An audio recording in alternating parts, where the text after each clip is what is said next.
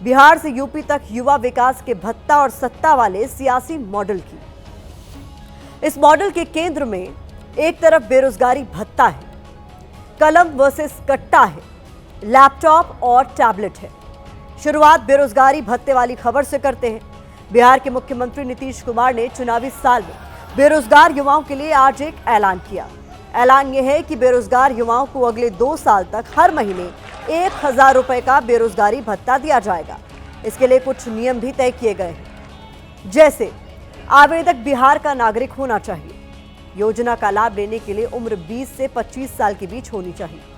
भत्ता ऐसे युवाओं को मिलेगा जिसने 12वीं या ग्रेजुएशन के बाद पढ़ाई छोड़ दी हो और रोजगार की तलाश में हो।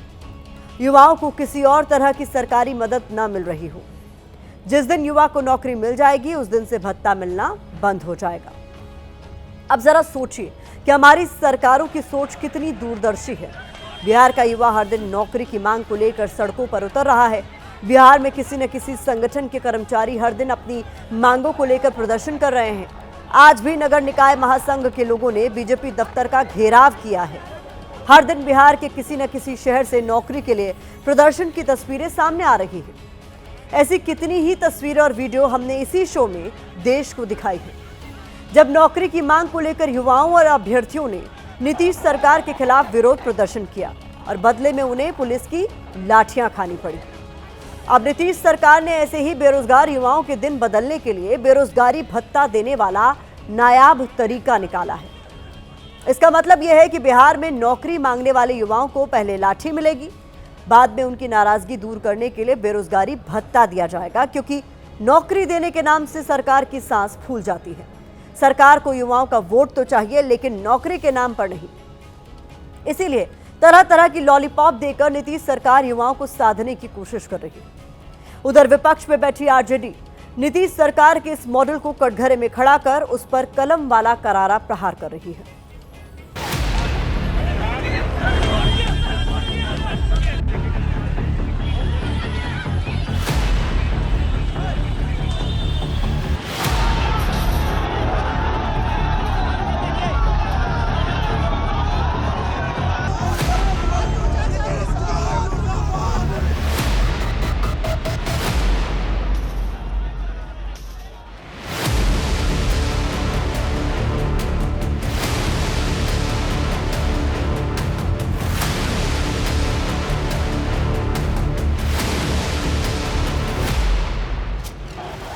चुनावी साल में बिहार का युवा नौकरी के लिए पुलिस की लाठी खा रहा है। बदले में नीतीश सरकार के पिटारे से नौकरी के बजाय बेरोजगारी भत्ता पा रहा है। मुख्यमंत्री नीतीश कुमार की तरफ से युवाओं के लिए बेरोजगारी भत्ते का ऐलान उस वक्त किया गया है जब एक दिन पहले मोकामा में तेजस्वी यादव की तरफ से युवाओं को कलम बांटने का वीडियो वायरल हुआ है। बिहार में नेता प्रतिपक्ष तेजस्वी यादव बिहार अधिकार यात्रा के तहत अनंत सिंह के गढ़ मोकामा पहुंचे थे। पहले तेजस्वी यादव ने अनंत सिंह स्टाइल में घुड़सवारी की। घोड़े पर सवार होकर यात्रा में शामिल हुए। तेजस्वी के हाथ पे घोड़े की लगाम थी, लेकिन निशाने पर अनंत सिंह थे। अनंत सिंह का क्षेत्र मोकामा अवैध हथियारों के लिए कुख्यात है। यही वजह है कि जब तेजस्वी यादव मोकामा में पहुंचे तो उन्होंने कट्टे के खिलाफ कलम हाथ में उठाई और युवाओं को कलम बांटकर अनंत सिंह और जेडीयू पर निशाना साधा। यहाँ लोग बंदूक बांटने का काम करते हैं मोकामा में। तेजस्वी आज मोकामा में कलम बांटने का काम करेगा, कलम बांटने का काम करेगा। नई राजनीति की शुरुआत करेगा तेजस्वी, नई राजनीति की शुरुआत करेगा।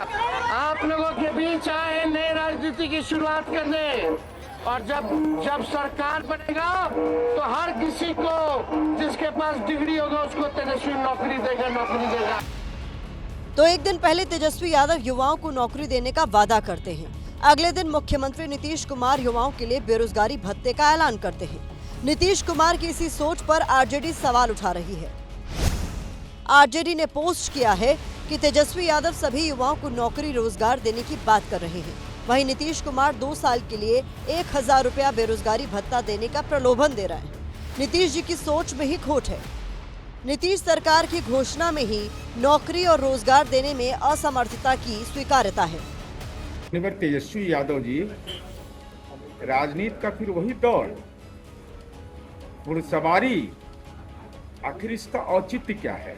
और माननीय नीतीश कुमार जी समाज के सारे तबकों को, युवाओं को रोजगार के लिए सहायता राशि दे रहे हैं, बिना जमीन लिखे हुए रोजगार दे रहे हैं। सब तेजस्वी यादव जी के विजन और सोच का नतीजा है कि आज सरकार ये कर रही है। 20 वर्षों से सरकार को याद नहीं आया कुछ। ये सब प्रलोभन है, चुनाव के बाद सब जुमला साबित हो जाएगा। ये सरकार की विदाई का समय है, तब ये सिर्फ घोषणा कर रहे हैं। 1000 रुपया बेरोजगारी भत्ता और कुछ बच्चों को लैपटॉप देने से वो कुछ नहीं कर सकते। इस बार महागठबंधन की जीत होगी और युवा नेता है तेजस्वी यादव, वो बिहार के मुख्यमंत्री बनेंगे, ये भी तय है। आप कोशिश कर लीजिए, लाख कहीं कुछ नहीं होने वाला है। कलम फेंक रहे हैं तेजस्वी यादव जी, 9वीं फेल हैं, मैट्रिक पास भी नहीं किए, किताब भी कभी नहीं बांचे, तो उनका कोई महत्व नहीं है। एक समय ऐसा आएगा जब बिहार की जनता उनको बेरोजगार कर देगी। हालांकि आरजेडी और तेजस्वी यादव की कलम और रोजगार की बात कर युवाओं को जोड़ने की रणनीति कोई नई नहीं है, बल्कि इससे पहले जब नीतीश कुमार महागठबंधन का हिस्सा थे और तेजस्वी यादव बिहार के उप मुख्यमंत्री थे, तब भी उन्होंने कहा था कि महागठबंधन की सरकार युवाओं को पिन बांट रही है, जबकि दूसरी तरफ बीजेपी के नेता युवाओं के हाथ में तलवार थमा रहे हैं। मतलब साफ है कि युवा नेता के तौर पर तेजस्वी यादव युवाओं को साथ जोड़ने का कोई मौका नहीं छोड़ रहे, क्योंकि बिहार में नौकरी के लिए हो रहे प्रदर्शनों को देखते हुए आरजेडी को लगता है कि प्रदेश का युवा नीतीश सरकार से नाराज है। यही वजह है कि तेजस्वी यादव ने मोकामा में बंदूक की जगह कलम की बात कहकर एक तरफ अनंत सिंह के खिलाफ अटैक किया, दूसरी तरफ युवा वोटरों को संदेश देने का काम किया। तो बिहार में सत्ता पक्ष से लेकर विपक्ष तक दोनों तरफ चुनावी राजनीति के केंद्र में युवा है, बेरोजगारी है, कलम है और नौकरी है। इसकी सबसे बड़ी वजह यह है कि बिहार में युवा वोट जीत और हार तय करने में हमेशा एक बड़ा सियासी फैक्टर रहा है। सीएसडीएस के 2020 विधानसभा चुनाव से जुड़े आंकड़ों पर नजर डालें तो महागठबंधन को 39% युवा पुरुषों ने वोट किया, एनडीए को 33% युवाओं का वोट मिला, अन्य के खाते में 18% युवा वोट गया। इसके अलावा अगर फीमेल यूथ वोटर्स की बात करें तो 2020 में महागठबंधन को 36%, एनडीए को 40% और अन्य को 12% फीमेल यूथ का वोट मिला। युवा वोट के आंकड़े के साथ बिहार में युवाओं की बेरोजगारी के आंकड़े देखना भी जरूरी है, तब आपको पता चलेगा कि युवा नेताओं के लिए सिर्फ वोट बैंक बनकर रह गया है। 15 से 29 साल के युवाओं के बीच अक्टूबर से दिसंबर 2024 की तिमाही में देश में बेरोजगारी की दर 16.10% थी, जबकि बिहार में 26.40% रही। 29 साल से ऊपर के युवाओं की बात करें तो इसी तिमाही में देश में बेरोजगारी की दर 6.40% थी और बिहार में 8.70%। ऐसे में सवाल यह भी उठता है कि कैश या कलम देने से क्या युवाओं की समस्याओं का समाधान होगा, क्योंकि युवाओं का वोट लेकर नेता तो सत्ता की मंजिल हासिल कर लेते हैं, वहीं बेरोजगारी भत्ता और कलम लेकर युवा क्या करेंगे। इसी सवाल का जवाब जानने के लिए एबीपी न्यूज संवाददाता निधि श्री झा ने बिहार के कुछ युवाओं से बातचीत की है। यहाँ लोग बंदूक बांटने का काम करते हैं मोकामा में, तेजस्वी आज मोकामा में कलम बांटने का काम करेगा, कलम बांटने का काम करेगा। युवाओं को क्या लगता है कि इस बार सरकार कैसी होनी चाहिए? वो सरकार जो कलम दे, कैश दे या कुछ और बात करे, कट्टा पर बात? नहीं, देखिए स्वाभाविक है, जो कलम और जो रोजगार जो पैसे की बात कर तो उसकी होनी चाहिए। अगर हम ज़्यादा अगर कुछ बोल देंगे तो लोग राजनीति इसको ले लेंगे। कट्टा उन्हीं के सरकारों में ज़्यादा कट्टा होती थी, अब हम तो ज़्यादा कुछ नहीं बोलेंगे। तो किसी आप कहीं चले जाइए, किसको कट्टा मंजूर है? कौन कट्टा चलाना चाहता है? कौन कट्टा चला के जेल में जाएगा? उसके परिवार तबाह होंगे। जो सरकार हमें रोजगार देगी हम उसी के हित के बारे में सोचेंगे। रोजगार कौन दे रहा है? रोजगार तो हमारी सरकार ही देगी। सरकार जो बेहतर काम करेगा, हमारे हित के बारे में सोचेगा, सरकार हम लोग उसी को बनाएंगे। और हमको जहाँ तक लगता है कि आज जो हमारी जो चरमराई हुई जो व्यवस्थाएं थी वो बेहतर हो गई। रोजगार तो सबको मिल ही रहा है, बहुत सेक्टर में जो कि जाइएगा तो नीतीश कुमार के माध्यम से, चाहे हमारे प्रधानमंत्री के माध्यम से बहुत कोई को रोजगार मिला और भी रोजगार मिलना चाहिए। क्या आपने कभी सोचा है कि हमारे देश के नेता भत्ता और मदद राशि देने के नाम पर कैसे हर वर्ग के वोटरों को ठगते आ रहे हैं? हम आपको बताते हैं। युवा नौकरी मांगते हैं तो नेता बेरोजगारी भत्ता देकर उन्हें लुभाने की कोशिश करते हैं। महिलाएं अपना हक मांगती हैं तो मदद राशि देकर उन्हें साधने की कोशिश की जाती है। बुजुर्ग अपने अधिकारों के लिए आवाज उठाते हैं तो उन्हें पेंशन थमा दी जाती है। किसान अपने लिए सस्ती खाद और बिजली मांगता है तो उसे सस्ते कर्ज का लॉलीपॉप दे दिया जाता है। ऐसे भत्तों और योजनाओं से इन वर्गों के लिए कुछ नहीं बदलता, बस इनका वोट पाकर सरकारें बदल जाती हैं। लेकिन एनडीए गठबंधन की पूरी कोशिश बिहार में अपनी सरकार कायम रखने की है। यही वजह है कि देश के गृह मंत्री और बीजेपी के वरिष्ठ नेता अमित शाह ने आज बिहार में चुनावी ताल ठोकी।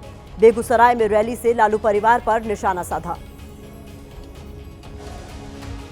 करोड़ों रुपए का गबन करने वाले लालू प्रसाद एंड कंपनी है, और दूसरी ओर 24 साल तक मुख्यमंत्री प्रधानमंत्री रहने वाले नरेंद्र मोदी है, जिस पर कानी पाई का भी आरोप नहीं लगा है। कानी पाई का भी आरोप। तो बेरोजगारी तो दूर करने नहीं आ रहे, वो आ रहे अपने फायदे के लिए आ नहीं। बिहार को विशेष राज्य का दर्जा देने तो नहीं आ रहे। बिहार की जनता की ताकत है, सबको जमीन पर आना पड़ेगा और सबको बताना पड़ेगा कि बिहार से पलायन कब रुकेगा, बिहार में फैक्ट्री कब लगेगी। गुजरात में फैक्ट्री लग रहा है वो बोलकर आप बिहार में वोट नहीं दे सकते। और ये आज युवाओं को नौकरी देने की बात कर रहे हैं। पूछिए ना किसके कार्यकाल में युवा बिहार छोड़कर जाने के लिए मजबूर हुए। देश के इतिहास में अगर सबसे ज्यादा पलायन किसी राज्य से किसी कालखंड में हुआ तो वो इन्हीं के कालखंड में हुआ।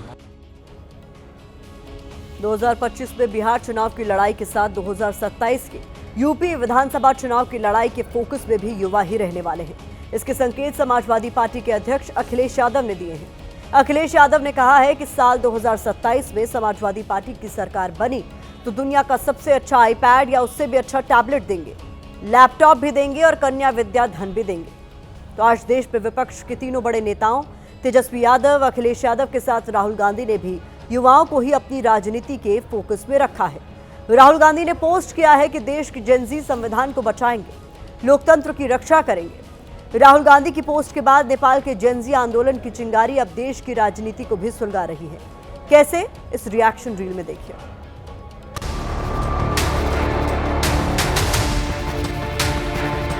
समाजवादी सरकार बनने पर आईपैड या उससे आईपैड प्रचार फिर नहीं कर रहा हूं मैं, टैबलेट देने का काम समाजवादी सरकार में होगा। न केवल टैबलेट अच्छा दिया जाएगा, लैपटॉप भी दिया जाएगा और कन्या विद्या धन भी देने का काम बेटियों को होगा, जिससे आगे पढ़ाई कर सकें। अखिलेश यादव जी, मुंगेरी लाल के हसीन सपने मत देखिए। ना आप सत्ता में आने वाले हैं, ना आप ये टैबलेट और लैपटॉप का आप झुंझुना थमाने वाले हैं। ये पूरा उत्तर प्रदेश जानता है कि श्री अखिलेश यादव जी वादे के पक्के हैं, जो काम में विश्वास करते हैं और काम करने में विश्वास करते हैं। और भारतीय जनता पार्टी झूठ और जुमले में विश्वास करती है, सिर्फ और सिर्फ जनता को असली मुद्दों से ध्यान भटकाने की बात करती है और जो वादे करती है उस पर कोई वादों को पूरा नहीं करती। नेपाल जैसी जब क्रांति आएगी, राहुल गांधी का घर फूंक दिया जाएगा, अखिलेश यादव का घर फूंक दिया जाएगा। आप लिख लीजिए मेरी बात को। इस देश में कोई विपक्ष का ऐसा नेता नहीं है जिसके ऊपर भ्रष्टाचार के मुकदमे ना हो। बार बार राहुल गांधी जी का प्रयास है कि लोकतंत्र पर प्रहार किया जाए, भारत के लोकतंत्र को कमजोर किया जाए, जनता को गुमराह किया जाए। और जिस तरह से बांग्लादेश नेपाल में स्थिति बनती है, वैसे झूठ बोल बोल के वहां पे स्थिति पैदा कर दो देश में।